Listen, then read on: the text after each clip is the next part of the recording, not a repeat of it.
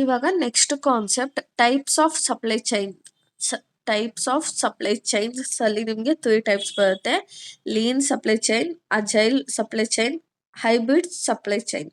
ಏನು ಇದು ಅಂತ ಒನ್ ಬೈ ಒನ್ ಸ್ಟಡಿ ಮಾಡೋಣ. ಲೀನ್ ಸಪ್ಲೈ ಚೈನ್ ಏನು? Lean supply chain focused on reducing waste, saving cost and producing in large quantity. It is used when demand is predictable. ಅಂದ್ರೆ ಇದರಲ್ಲಿ lean supply chain ಅಲ್ಲಿ ಏನ್ ಜಾಸ್ತಿ focus ಮಾಡ್ತಾರೆ ಅಂದ್ರೆ wastage ನ ಕಮ್ಮಿ ಮಾಡುವಂಥದ್ದು, ಮತ್ತೆ ಕಾಸ್ಟ್ ನ ಸೇವ್ ಮಾಡೋದು, ಮತ್ತೆ ಲಾರ್ಜ್ ಕ್ವಾಂಟಿಟಿಲಿ ಪ್ರೊಡ್ಯೂಸ್ ಮಾಡೋದು. ಓಕೆನಾ? ಏನಿದು ರೆಡ್ಯೂಸ್ ವೇಸ್ಟ್, ಸೇವಿಂಗ್ ಕಾಸ್ಟ್ ಮತ್ತೆ ಡಿಮ್ಯಾಂಡ್ ಎಲ್ಲಾನು ನಾರ್ಮಲ್ ಆಗಿ ಇರುತ್ತಂತೆ, ಕಮ್ಮಿನೇ ಆಗಲ್ವಂತೆ ಈ ಪ್ರಾಡಕ್ಟ್ಗೆಲ್ಲ demand.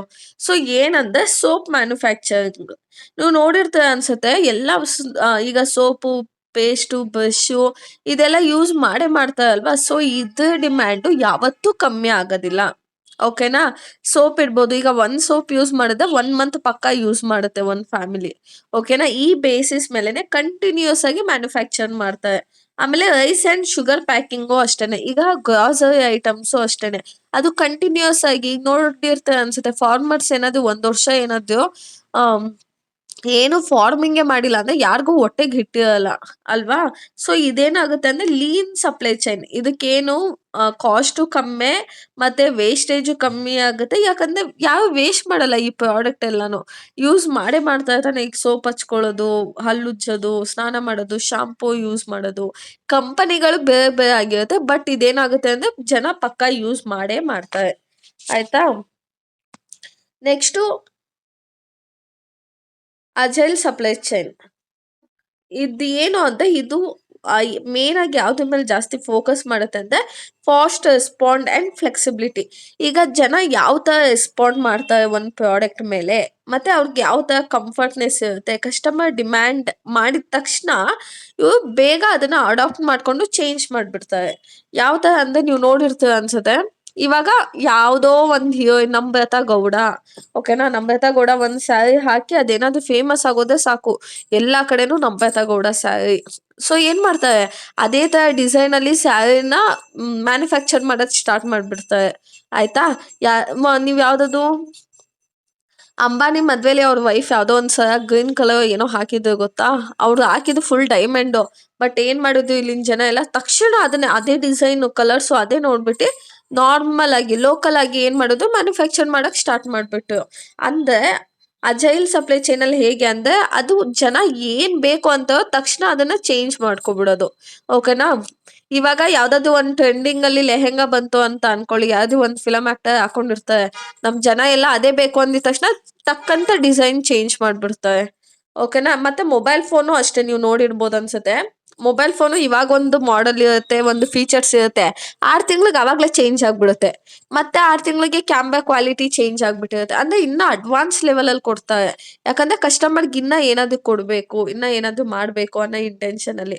Next hybrid supply chain. Hybrid supply chain ಅಂದ್ರೆ ಇಲ್ಲಿ ಲೀನು ಮತ್ತೆ ಅಜೈಲು ಎರಡು ಮಿಕ್ಸ್ ಆಗ್ಬಿಟ್ಟಿರುತ್ತೆ.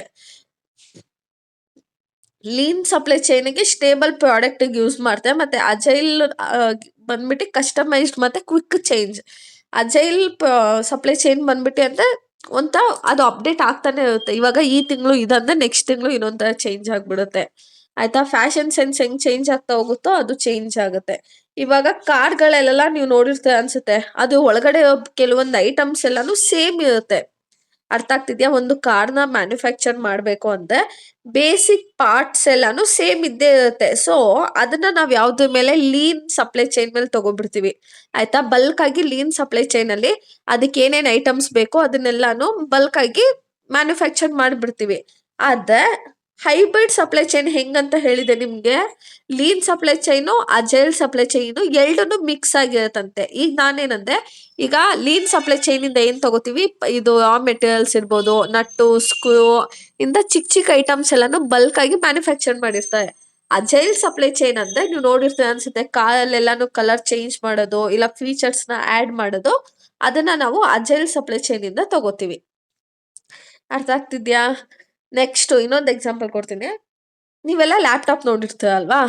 ಎಲ್ಲ ಲ್ಯಾಪ್ಟಾಪಲ್ಲೂ ಸೇಮ್ ಇರುತ್ತೆ. ಏನು ಕೀಬೋರ್ಡ್ ಸೇಮ್ ಇರುತ್ತೆ, ಮೌಸ್ ಸೇಮ್ ಇರುತ್ತೆ, ಸ್ಕ್ರೀನ್ ಸೇಮ್ ಇರುತ್ತೆ, ಡಿಸ್‌ಪ್ಲೇ ಎಲ್ಲ ಸೇಮ್ ಇರುತ್ತೆ ಅಲ್ವಾ? ಸೊ, ಎಲ್ಲ ಸೇಮ್ ಇದೆ ಅಂದ್ರೆ ಲೀನ್ ಸಪ್ಲೈ ಚೈನ್ ಇಂದ ತಗೋಬಿಟ್ಟಿರ್ತಾರೆ. ಓಕೆನಾ? ಲೀನ್ ಸಪ್ಲೈ ಚೈನ್ ಅವ್ನು ಏನ್ ಮಾಡಿರ್ತಾನೆ, ಬಲ್ಕ್ ಆಗಿ ಮ್ಯಾನುಫ್ಯಾಕ್ಚರ್ ಮಾಡಿ ಒಂದ್ ಕಡೆ ಎಸ್ತಿರ್ತಾನೆ. ಓಕೆನಾ? ಕೆಲವೊಂದು ಐಟಮ್ಸ್ ಎಲ್ಲ ಈಗ ಕೀಬೋರ್ಡ್ ಇರ್ಬೋದು, ಮೌಸ್ ಇರ್ಬೋದು, ಸ್ಕ್ರೀನು ಇದೆಲ್ಲ ಹಂಗೆ ಇರುತ್ತೆ. ಆದ್ರೆ ನಾವ್ ಇದ್ರಲ್ಲಿ ಅಜೈಲ್ ಸಪ್ಲೈ ಚೈನ್ ಹೆಂಗಾಗ್ತಿವಿ ಅಂದ್ರೆ ರ್ಯಾಮು, ಸ್ಟೋರೇಜು ಇದೆಲ್ಲಾನು ಏನು ನಾವು ಕಸ್ಟಮೈಸ್ ಮಾಡ್ಕೊಳ್ಳೋದಲ್ವಾ? ನಾವು ಬೇಕು ಅಂದ್ರೆ ನಾವು ಜಾಸ್ತಿ ತಗೋಬಹುದು. ಇಲ್ಲಾಂದ್ರೆ ಲೋಕಲ್ 10,000 ರೂಪಾಯಿಗೂ ಸಿಗುತ್ತೆ ಲ್ಯಾಪ್ಟಾಪ್ ಸಿಸ್ಟಮ್ ಎಲ್ಲ ಅಲ್ವಾ? ಸೊ ಇದು ನಿಮ್ಗೆ types of supply chain. Lean supply chain ಅಂದ್ರೆ ಅದು ಯಾವಾಗ್ಲೂ ಯೂಸ್ ಮಾಡೋ ಅಂಥದ್ದು. ಅದು ವೇಸ್ಟ್ ಆಗಲ್ಲ, ಯಾವಾಗ್ಲೂ ಅದನ್ನ ಯೂಸ್ ಮಾಡ್ತಾ ಇರ್ತೀವಿ. ಅಜೈಲ್ ಸಪ್ಲೈ ಚೈನ್ ಅಂತ ಅಂದ್ರೆ ನಿಮ್ಗೆ ನೀವ್ ಹೆಂಗ್ ಬೇಕು ಹೆಂಗ್ ಕಸ್ಟಮೈಸ್ ಮಾಡ್ತೀರಾ ಹಂಗೆ ಚೇಂಜ್ ಆಗ್ಬಿಡುತ್ತೆ. ಕಸ್ಟಮರ್ ಡಿಮ್ಯಾಂಡ್ ಇದ್ದ ಕ್ವಿಕ್ ಆಗಿ ಚೇಂಜ್ ಆಗ್ಬಿಡುತ್ತೆ. ಹೈಬ್ರಿಡ್ ಸಪ್ಲೈ ಚೈನ್ ಅಂದ್ರೆ ಲೀನ್ ಸಪ್ಲೈ ಚೈನ್ ಮತ್ತೆ ಅಜೈಲ್ ಸಪ್ಲೈ ಚೈನು ಇದೆರಡು ಮಿಕ್ಸ್ ಆಗಿನೇ ಹೈಬ್ರಿಡ್ ಸಪ್ಲೈ ಚೈನು ಆಗೋದು. ಓಕೆನಾ? ಈಗ ನೆಕ್ಸ್ಟ್ ಕಾನ್ಸೆಪ್ಟ್ ನೋಡೋಣ. Next concept challenges in modern supply chain management. ಅಂದ್ರೆ ಇವಾಗ ಈ ಮಾಡರ್ನ್ ಸಪ್ಲೈ ಚೈನ್ ಏನ್ ಬಂದಿದೆಯೋ ಅದಕ್ಕೆ ಯಾವ ಯಾವ ತರ ಚಾಲೆಂಜಸ್ ಫೇಸ್ ಮಾಡ್ತಿದ್ದಾರೆ ಅಂತ ಒನ್ ಬೈ ಒನ್ ನೋಡೋಣ. ಅಂದ್ರೆ ಇವಾಗ ತುಂಬಾ ಡಿಫಿಕಲ್ಟ್ ಆಗಿರುತ್ತೆ. ಪ್ರಾಬ್ಲಮ್ಸ್ ಎಲ್ಲ ತುಂಬಾ ಇದೆ. ಯಾಕೆ ಅಂತ ಅಂದ್ರೆ ನಾವು ಏನ್ ಸಪ್ಲೈ ಚೈನ್ ಇದೆ ಅಲ್ವಾ, ನಾವು ರಾ ಮೆಟೀರಿಯಲ್ಸ್ ನ ಇಂಪೋರ್ಟ್ ಮಾಡ್ಕೊಳ್ಳೋದಿರ್ಬೋದು, ಎಕ್ಸ್ಪೋರ್ಟ್ ಮಾಡೋದು ಬರೀ ಒಂದ್ ಕಡೆ ಆಗಿಲ್ಲ, ಕಂಟ್ರಿಯಿಂದ ಕಂಟ್ರಿಗೆ ಆಗ್ಬಿಟ್ಟಿದೆ. ಈಗ ನಮ್ಗೆ ಏನಾದ್ರು ಈಗ ನೀವು ನೋಡಿರ್ತೀರ ಅನ್ಸುತ್ತೆ, ಮೇಡ್ ಇನ್ ಚೀನಾ ಪ್ರಾಡಕ್ಟ್ಸ್ ಎಲ್ಲ ಇಲ್ಲಿ ಬಂದಿರುತ್ತೆ. ಇಲ್ಲಾಂದ್ರೆ ನಮ್ಮ ಮೆಟೀರಿಯಲ್ಸ್ನೆಲ್ಲ ನಾವು ಬೇರೆ ಕಂಟ್ರಿ ಅವ್ರಿಗೆ ಕೊಟ್ಟಿರ್ತೀವಿ, ಇಲ್ಲಾಂದ್ರೆ ಅವ್ರದನ್ನ ನಾವು ಬೇರೆ ದೇಶದಿಂದ ನಾವು ಇಂಪೋರ್ಟ್ ಮಾಡಿರ್ತೀವಿ ಇಲ್ಲ ಎಕ್ಸ್ಪೋರ್ಟ್ ಮಾಡಿರ್ತೀವಲ್ವಾ? ಸೊ ಅವಾಗ ನಮ್ಗೆ ತುಂಬಾ ಪ್ರಾಬ್ಲಮ್ಸ್ ಆಗುತ್ತೆ. ಓಕೆನಾ? ಅದ್ರಲ್ಲಿ ನಿಮ್ಗೆ 2 ಟೈಪ್ಸ್ ಬರುತ್ತೆ ಚಾಲೆಂಜಸ್ ಅಲ್ಲಿ. ಒಂದು ಗ್ಲೋಬಲೈಸೇಷನ್, ಒಂದು ನೆಕ್ಸ್ಟ್ ಸಸ್ಟೈನಬಿಲಿಟಿ. ಸೊ ಇದೆರಡು ಪ್ರಾಬ್ಲಮ್ ನ ಫೇಸ್ ಮಾಡುತ್ತೆ. ಒಂದು ಕಂಪನಿ ಬಂದು ಎರಡು ಪ್ರಾಬ್ಲಮ್ ಫೇಸ್ ಮಾಡುತ್ತೆ. ಗ್ಲೋಬಲೈಸೇಷನ್ ಅಂದ್ರೆ ಇವಾಗ ತುಂಬಾ ಕಂಪ್ನಿ ಏನ್ ಮಾಡುತ್ತೆ, ಮೆಟೀರಿಯಲ್ಸ್ ನ ಬೈ ಮಾಡುತ್ತೆ. ಎಲ್ಲಿಂದ ಬೈ ಮಾಡುತ್ತೆ ಮೆಟೀರಿಯಲ್ ಅಂದ್ರೆ ಡಿಫ್ರೆಂಟ್ ಕಂಟ್ರಿ, ಬೇರೆ ದೇಶಗಳಿಂದ ಎಲ್ಲಾನು ಪ್ರಾಡಕ್ಟ್ ನ ಬೈ ಮಾಡುತ್ತೆ. ಸಾರಿ, ರಾ ಮೆಟೀರಿಯಲ್ಸ್ ನ ಬೈ ಮಾಡುತ್ತೆ, ಹಾಗೇನೆ ಪ್ರಾಡಕ್ಟ್ ನ ಸೇಲ್ ಮಾಡುತ್ತೆ. ಸೊ ಅವಾಗ ಯಾವ ತರ ಪ್ರಾಬ್ಲಮ್ ಫೇಸ್ ಮಾಡುತ್ತೆ ಕಂಪ್ನಿ ಅನ್ನೋದು ಒನ್ ಬೈ ಒನ್ ಸ್ಟಡಿ ಮಾಡೋಣ. Long distance and delay. ಏನು ಲಾಂಗ್ ಡಿಸ್ಟೆನ್ಸ್ ಅಂದ್ರೆ ಇವಾಗ ನಾನು ಒಂದು ಪ್ರಾಡಕ್ಟ್ ನ ರಾ ಮೆಟೀರಿಯಲ್ ನ ಒಂದು ಇಂಪೋರ್ಟ್ ಮಾಡ್ಕೋಬೇಕು, ಇಲ್ಲಾಂದ್ರೆ ನಮ್ಮಲ್ಲಿ ಏನ್ ಮ್ಯಾನುಫ್ಯಾಕ್ಚರ್ ಮಾಡಿದೀವಲ್ಲ ಆ ಪ್ರಾಡಕ್ಟ್ ನ ಅವ್ರಿಗೆ ಸೇಲ್ ಮಾಡಬೇಕು ಅಂದ್ರೆ ಅವಾಗ ಏನ್ ಪ್ರಾಬ್ಲಮ್ ಆಗುತ್ತೆ ಅಂದ್ರೆ ಟ್ರಾವೆಲಿಂಗ್ ಜಾಸ್ತಿ ಆಗುತ್ತೆ. ಲಾಂಗ್ ಡಿಸ್ಟೆನ್ಸ್ ಅಲ್ವಾ, ನಮ್ ದೇಶದಿಂದ ಆ ದೇಶಕ್ಕೆ ಕಳಿಸ್ಬೇಕು ಅಂತ. ಸೊ ಅವಾಗ ಏನಾಗುತ್ತೆ, ಟ್ರಾನ್ಸ್ಪೋರ್ಟ್ ಟೈಮಿಂಗ್ಸ್ ಜಾಸ್ತಿ ಆಗುತ್ತೆ, ಮತ್ತೆ ಇದು ಪೆಟ್ರೋಲು ಡೀಸೆಲು ಇದು ಖರ್ಚುಗಳು ಜಾಸ್ತಿ ಆಗುತ್ತೆ. ಆಮೇಲೆ ಕೆಲವೊಂದ್ಸತಿ ಡಿಲೇ ಆಗುತ್ತೆ. ಆಯ್ತಾ? ಇವಾಗ ಫಾರ್ ಎಕ್ಸಾಂಪಲ್ ನಾವೇನಾದ್ರೂ ಒಂದು ಮೊಬೈಲ್ ಮ್ಯಾನುಫ್ಯಾಕ್ಚರ್ ಮಾಡ್ಬೇಕು ಅಂತ ಅನ್ಕೊಳ್ಳಿ ಇಂಡಿಯಾದಲ್ಲಿ. ಸೊ ನಮ್ಗೆ ಅದಕ್ಕೆ ಬೇಕಾಗಿರೋ ರಾ ಮೆಟೀರಿಯಲ್ಸ್ ಎಲ್ಲ ಬಂದು ಚೀನಾ, ಜಪಾನು ಈ ಕಡೆಯಿಂದ ಬರ್ಬೇಕಾಗಿರೋದು. ಒಂದ್ ಸ್ವಲ್ಪ ಏನಾದ್ರು ಡಿಲೇ ಮಾಡಿದ್ರೆ ನಮ್ಗೆ ಇಲ್ಲಿ ಕೆಲಸ ಸ್ಟಾಪ್ ಆಗ್ಬಿಡುತ್ತೆ ಅಲ್ವಾ? ಬೇಸಿಕ್ ರಾ ಮೆಟೀರಿಯಲ್ ಇಲ್ಲದೆ ನಾವು ಒಂದು ಫೋನ್ ಅನ್ನ ಮ್ಯಾನುಫ್ಯಾಕ್ಚರ್ ಮಾಡೋದಕ್ಕಾಗಲ್ಲ. ಸೊ ಲಾಂಗ್ ಡಿಸ್ಟೆನ್ಸ್ ಇರೋದ್ರಿಂದ ಏನಾಗುತ್ತೆ, ಕೆಲವೊಂದ್ಸತಿ ನಮ್ಗೆ ವರ್ಕ್ ಡಿಲೇ ಆಗುತ್ತೆ. ಅವು ಏನಾದ್ರು ಒಂದ್ ಸ್ವಲ್ಪ ಲೇಟ್ ಮಾಡೋದು ಲೇಟ್ ಆಗ್ಬಿಡುತ್ತೆ. ಇನ್ ಕೇಸ್ ಆ ದೇಶದಲ್ಲಿ ಏನೋ ಒಂದು ಪ್ರಾಬ್ಲಮ್ ಆಗಿ ಇಲ್ಲಿ ಟ್ರಕ್ಕು ಅದು ಇದು ಗಾಡಿ ಎಲ್ಲಾನು ಸ್ಟಾಪ್ ಮಾಡ್ಬಿಟ್ರೆ ನಮ್ಗೆ 1 ವೀಕ್ ಲೇಟ್ ಆಗ್ಬಿಡುತ್ತೆ ನಮ್ ದೇಶಕ್ಕೆ ಬರೋಕ್ಕೆ. ಸೊ ಈ ತರ ಆಗುತ್ತೆ. ನೆಕ್ಸ್ಟ್ ಪಾಯಿಂಟ್ ಬಂದು ಡಿಫ್ರೆಂಟ್ ಲಾಸ್ ಅಂಡ್ ಟ್ಯಾಕ್ಸಸ್. ಏನು ಪ್ರತಿ ಕಂಟ್ರಿನೂ ಅದರದೇ ಆದಂತ own rules and regulations, custom duties, standards ಈ ತರ ಎಲ್ಲ ಇದೆ. ಸೊ ಕಂಪ್ನಿ ಏನ್ ಮಾಡ್ಬೇಕು, ಇದನ್ನೆಲ್ಲ ಫಾಲೋ ಮಾಡ್ಬೇಕು. ಸೊ ಅದಕ್ಕೆ ತುಂಬಾ ಕಷ್ಟ ಆಗತ್ತೆ. ಓಕೆನಾ? ಅಂದ್ರೆ ಆ ದೇಶದಲ್ಲೂ ಟ್ಯಾಕ್ಸ್ ಕಟ್ಬೇಕು, ನಮ್ ದೇಶದಲ್ಲೂ ಟ್ಯಾಕ್ಸ್ ಕಟ್ಬೇಕಾಗುತ್ತೆ. ಸೊ ಇದೆಲ್ಲ ಸಖತ್ ತಲೆನೋವಾಗುತ್ತೆ. ಅರ್ಥ ಆಗ್ತಿದ್ಯಾ? ಫಸ್ಟ್ ಏನಿತ್ತು, ಲಾಂಗ್ ಡಿಸ್ಟೆನ್ಸ್ ಅಲ್ಲಿಂದ ಇಲ್ಲಿಗೆ ಟ್ರಾವೆಲಿಂಗ್ ಚಾರ್ಜಸ್ ಜಾಸ್ತಿ ಆಗ್ತಾ ಇತ್ತು, ಮತ್ತೆ ಟೈಮ್ ಲೇಟ್ ಆಗ್ತಾ ಇತ್ತು, ಜಾಸ್ತಿ ಖರ್ಚಾಗ್ತಾ ಇತ್ತು. ಇನ್ ಕೇಸ್ ಆ ದೇಶದಲ್ಲಿ ಏನಾದ್ರು ಒಂದ್ ಸ್ವಲ್ಪ ಮಳೆ, ಈಗ ಅಲ್ಲಿಗೂ ಇಲ್ಲಿಗೂ ತುಂಬಾ ಡಿಫ್ರೆನ್ಸ್ ಇದೆ ಅಲ್ವಾ? ನಮ್ ದೇಶದಲ್ಲಿ ಬೆಳಿಗ್ಗೆ ಅಂದ್ರೆ ಅಲ್ಲಿ ರಾತ್ರಿ ಆಗಿರುತ್ತೆ. ಆಮೇಲೆ ಪ್ರಾಪರ್ ಆಗಿ ಕಾಂಟ್ಯಾಕ್ಟ್ ಮಾಡೋದಕ್ಕಾಗಲ್ಲ ಈ ದೇಶದಿಂದ ಆ ದೇಶಕ್ಕೆ. ನೀವು ಬೆಳಿಗ್ಗೆ ಕಾಲ್ ಮಾಡಿದ್ರೆ ಅವ್ನು ಮಲ್ಕೊಂಡಿರ್ತಾನೆ, ಅವನು ಬೆಳಿಗ್ಗೆ ಕಾಲ್ ಮಾಡಿದ್ದ ನೀವು ಇಲ್ಲಿ ಮಲ್ಕೊಂಡಿರ್ತೀರ. ಸೊ ಆ ತರ ಡಿಲೇಗಳಾಗುತ್ತೆ. ಆಮೇಲೆ ಅಲ್ಲೇ ಬೇರೆ ತರ ರೂಲ್ಸ್ ಅಂಡ್ ರೆಗ್ಯುಲೇಷನ್ಸ್ ಇರುತ್ತೆ, ಟ್ಯಾಕ್ಸ್ ಇರುತ್ತೆ. ಸೊ ನೀವು ಅದನ್ನು ಫಾಲೋ ಮಾಡ್ಬೇಕು, ನಮ್ ದೇಶದ್ದು ಫಾಲೋ ಮಾಡ್ಬೇಕು.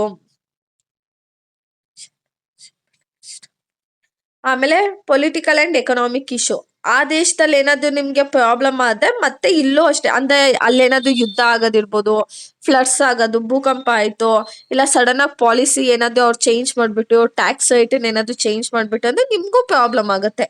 ಆಯ್ತಾ, ನೀವು ಅಲ್ಲಿಂದ ಇಲ್ಲಿಗೆ ಟ್ರಾನ್ಸ್ಪೋರ್ಟ್ ಮಾಡುವಾಗ ಸೊ ನಿಮ್ಗೆ ಏನಾಗುತ್ತೆ, ಇಲ್ಲಿ ನಾನು ನಿಮ್ಗೆ ಅವಾಗ್ಲೇ ಹೇಳ್ದಂಗೆ ಶಿಪ್ಮೆಂಟ್ ಎಲ್ಲಾನು ಒಂದೊಂದು ವಾರ 15 ದಿನ ನಿಮ್ಗೆ ಸ್ಟಕ್ ಆಗ್ಬಿಡುತ್ತೆ. Next communication problem. ಅವ್ನು ಯಾವ ಭಾಷೆಲಿ ಚೀನ್ ಚಾವ್ ಅಂತಿರ್ತಾನೆ, ನೀವು ಇಲ್ಲಿ ಕನ್ನಡದಲ್ಲಿ ಕುತ್ಕೊಂಡು ಮಾತಾಡುತ್ತೆ, ಒಬ್ರಿಗೊಬ್ರಿಗೆ ಮಾತೇ ಅರ್ಥ ಆಗಲ್ಲ. ಸೊ ಲ್ಯಾಂಗ್ವೇಜ್ ಕಮ್ಯುನಿಕೇಶನ್ ಪ್ರಾಬ್ಲಮ್ ತುಂಬಾ ಆಗುತ್ತೆ. ಅವ್ನು ಮಾತಾಡೋದು ನಿಮ್ಗೆ ಅರ್ಥ ಆಗಲ್ಲ, ನೀವು ಮಾತಾಡೋದು ಅವ್ನಿಗೆ ಅರ್ಥ ಆಗಲ್ಲ. ಓಕೆನಾ? ಇವಾಗ ಗ್ಲೋಬಲೈಸೇಷನ್ ಅಲ್ಲಿ ನೋಡಿದ್ವಿ ಅಲ್ವಾ, ನಾವು ಇಂಪೋರ್ಟ್ ಎಕ್ಸ್ಪೋರ್ಟ್ ಮಾಡ್ಕೊಳ್ಳೋದ್ರಿಂದ ಏನ್ ಪ್ರಾಬ್ಲಮ್ ಆಗುತ್ತೆ, ಫಸ್ಟ್ ಲಾಂಗ್ ಡಿಸ್ಟೆನ್ಸ್ ಮತ್ತೆ ಡಿಲೇ, ಡಿಫ್ರೆಂಟ್ ಲಾ ಮತ್ತೆ ಟ್ಯಾಕ್ಸಸ್ ಇರುತ್ತೆ, ಮತ್ತೆ ಪೊಲಿಟಿಕಲ್ ಎಕನಾಮಿಕ್ ಇಶ್ಯೂಸ್ ಇರುತ್ತೆ, ಕಮ್ಯುನಿಕೇಶನ್ ಪ್ರಾಬ್ಲಮ್ ಇರುತ್ತೆ. Next sustainability. ಸಸ್ಟೈನಬಿಲಿಟಿ ಅಂದ್ರೆ ಇದು ಮೇನ್ ಉದ್ದೇಶನೇ ಎನ್ವಿರಾನ್ಮೆಂಟ್ ನ ಪ್ರೊಟೆಕ್ಟ್ ಮಾಡಬೇಕು ಅನ್ನೋದು. ಆಯ್ತಾ? ಸೊ ಅದರಿಂದ ಏನಾಗುತ್ತೆ ಅಂದ್ರೆ ಕಂಪ್ನಿಗಳಿಗೆ ಏನ್ ಹೇಳುತ್ತೆ ಗೌರ್ಮೆಂಟ್ ಅಂತ, ನೀವು ಪೊಲ್ಯೂಷನ್ ನಿಮ್ಮಿಂದಾನೇ ಜಾಸ್ತಿ ಆಗ್ತಿರೋದು ಅಂತ. ಹೇಗಂದ್ರೆ ಇವಾಗ ನಾವು ಇಂಪೋರ್ಟ್ ಎಕ್ಸ್ಪೋರ್ಟ್ ಮಾಡುವಾಗ ಗಾಡಿಗಳಲ್ಲಿ ಹೊಗೆ ಬರುತ್ತಲ್ವಾ, ಸೊ ಅದರಿಂದ ಪ್ರಾಬ್ಲಮ್ ಆಗುತ್ತೆ. ನೀವು ಸೊ ಗೌರ್ಮೆಂಟ್ ಏನು ಹೇಳುತ್ತೆ, ನೀವು ಡೀಸೆಲ್ ಟ್ರಕ್ ಇಂದ ಹಿಡಿದ್ಬಿಟ್ಟು ಎಲೆಕ್ಟ್ರಿಕ್ ವೆಹಿಕಲ್ ನ ಯೂಸ್ ಮಾಡಿ, ಎಲೆಕ್ಟ್ರಿಕ್ ವೆಹಿಕಲ್ ಅಲ್ಲೆಲ್ಲ ಅಷ್ಟೊಂದು ಧೂಳು ಬರಲ್ಲ ಅಂತ.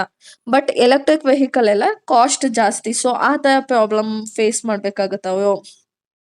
ಆಮೇಲೆ ಎಕೋ ಫ್ರೆಂಡ್ಲಿ ಮೆಟೀರಿಯಲ್ ನ ಯೂಸ್ ಮಾಡಿ ಅಂತ, ಅಂದ್ರೆ ಪ್ಲಾಸ್ಟಿಕ್ ಕವರ್ ಯೂಸ್ ಮಾಡಬೇಡಿ, ಪೇಪರ್ಸ್ ನ ಯೂಸ್ ಮಾಡಿ, ಬಾಳೆ ಎಲೆ ಯೂಸ್ ಮಾಡಿ, ಎಕೋ ಫ್ರೆಂಡ್ಲಿ ಆಗಿರ್ಲಿ ಅಂತ ಹೇಳ್ತಾರೆ. ಬಟ್ ಎಕೋ ಫ್ರೆಂಡ್ಲಿ ಮಾಡಕ್ ಹೋದ್ರೆ ಕಂಪ್ನಿಗೆ ತುಂಬಾ ಖರ್ಚಾಗುತ್ತೆ.